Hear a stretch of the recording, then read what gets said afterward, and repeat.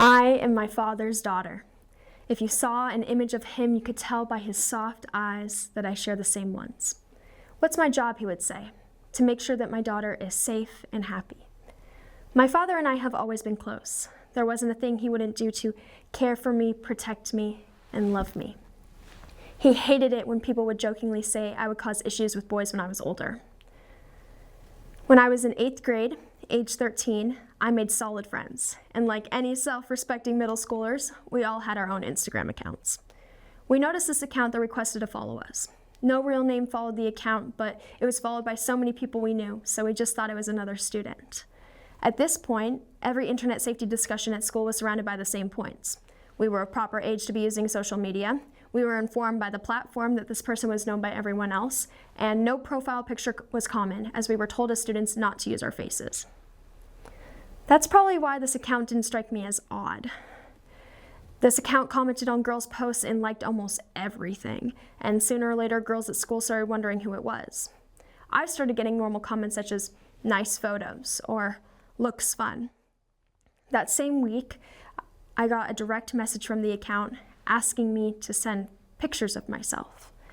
The conversation felt too personal. They knew things about me. They brought up conversations I had that day. I read them. "You look disappointed in the hallways walking from math to science. I'm sorry about the test. I heard you talking about it. Send me pictures. I'm not talking about those kinds of pictures. I want nudes." When I stopped replying and said no, I got a disappearing image, one that would last for 10 seconds. I felt scared reading these messages, wondering if I did something to provoke getting asked to send pictures. I felt like you had to fit in a category, that if you followed internet rules, this wouldn't happen, that surely enough platforms have protection. If I wasn't the first, why wasn't the account deleted or suspended? The next day, I sat at my lunch table and all of my friends stood behind me. We opened it. I feel terror, embarrassment, humiliation, and the beginnings of anger. Who would have thought this 10-second image of his penis would burn in my mind forever? I went back and forth on what to do. We had a school resource officer, but I felt like I wouldn't be taken seriously or be laughed at. Like my problem wasn't big enough for the police. I told myself many people get explicit photos, especially unsolicited. I mean, every girl around seemed to have a story. Nobody was going to get justice for me, so I told the officer what happened with all of my messages. Having to explain how Instagram DMs work at age 13 was the worst. He asked me why I didn't screenshot the image, why he can't go back and see it, why I would even open it. 10 seconds for me to decide. Why would I save something that made me feel so scared? I cried to my dad. Why me? I didn't understand the main issue at hand. They knew me. They knew my information, and they pressured me. I said no more than once. I don't send those kinds of pictures. There are other kinds of pictures of me. No, I said no. To try and get more help after my resource officer said he couldn't do anything more, I went with my dad to the police station. My dad told me about the process, but I was the one who had to go through it. They took my rose gold iPhone 7 and they put it in a Ziploc bag. The detectives told me they had a whole unit for online crimes such as this one. It's a parent's responsibility to ensure my safety. Crimes, harassment, inappropriate images circulate the internet, readily available at my fingertips and theirs. For months at school, I sit in my classes wondering who it is. Who is paying that close attention to me? It could be anyone in the room, any boy, a teacher, a student, and I had no idea who. I felt unsafe, like suddenly everyone in the room was a threat. I am in my favorite class when I am pulled out of it by my resource officer. He put me in an office. He told me the name on the account. I felt blank. I shared classes with him. He sat next to me many times. I didn't know whether to scream out of fear or anger. I was sent back to class like nothing had happened. The next day, I walk into class. I see him, 2 tables away, smiling like nothing had happened. The schools are in charge of creating a plan for these kinds of situations. They told me that he had a right to education and they wouldn't remove him. That expulsion was not the consequence for sexual harassment. That they can remove him from my classes and make sure he is as far away from me as possible, and that's it. The police had one job, to make sure he was nowhere near me. Instead, I see him, tables away, acting like nothing was wrong.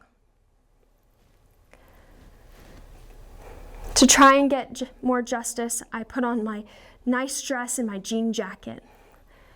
I went through security at the courthouse where I sent my same rose gold iPhone through the machine. My dad by my side. This was important to me, so it was to him too.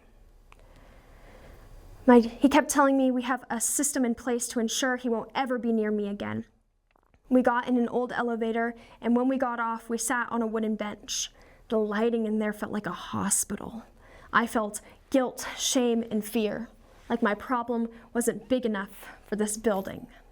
He sat on a bench with his mom, in a t-shirt and some joggers. When I glanced at him, he looked sad. I felt angry, as all I could seem to remember was that 10-second image of his penis. I felt disgusted with myself that all I could seem to remember was something I should have forgotten. I had to fight to be here. I had to share the same horrible story over and over again. I had to describe his skin color based off of an image I should have been allowed to forget. On the first court date, I got a temporary protection order. For 2 weeks, he couldn't be at my school until the next court date. It didn't help that during those 2 weeks, I found out what he did to me, he did to almost the entire female population of my middle school. I was called a snitch for telling the police, even by girls who shared the exact same situation as me. 2 weeks later, it was just us in that gray, wet, dark courtroom. I felt tears fall down my face as I tried to suck them back in when his mother said, "But his friends are here and he plays football here. This is my school too. This is my education too." The feeling of hate filled my body as I couldn't believe she was begging for her son to stay. It was a mistake. He won't do it again.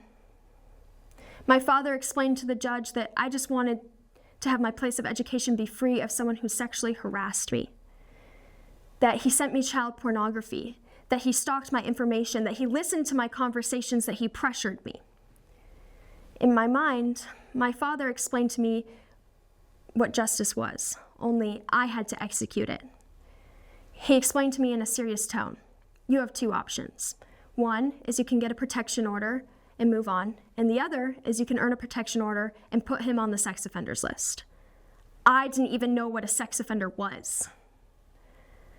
My dad made it apparent if I put him on this list, it could mess with his life forever. That if it was a plot for revenge, not to take it, to think about myself and what I truly wanted. Beyond myself, I worried about others. My dad's soft blue eyes made me realize I just wanted to feel safe. The soft eyes of his daughter were the same that cried. I cried in front of the judge when my father said, "She just wants to feel safe." I couldn't speak to the judge about my feelings. It seemed wrong that my tears felt persuasive. Seeing my emotions finally made my problem seem big enough. I stood next to my father as we rode the elevator down. On my protection order, it wrote, 500 feet away at all times, where my father signed. The next day, he walked into my school with me where he made sure that the floor plan was less than 500 feet. He handed it to the principal. I went to class feeling empty. I didn't feel like I'd won. My voice was only so powerful at this age, and I used it to stand up for myself and seek out solutions. My father was the voice in the court system, teaching me the realities of sexual harassment. I had to advocate for my own safety. My rights had been weighed against that boy's rights, and it all felt uncomfortable. I suppose I learned that justice can feel exhausting, that the road to justice is unpopular, that if you want justice, you have to go and get it for yourself. And that's what I did. With my voice, I demanded it, and now it lives on within my soft eyes.